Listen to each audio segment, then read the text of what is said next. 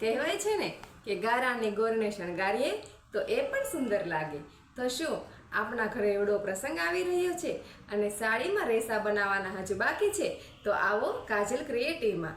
અહીંયા તમને એકદમ યુનિક અને ડિઝાઇનર રેસા બનાવી આપવામાં આવશે અને આપની સાડીમાં શાનદાર લુક આપવામાં આવશે અને આપનો લુક પણ બધાથી અલગ હશે.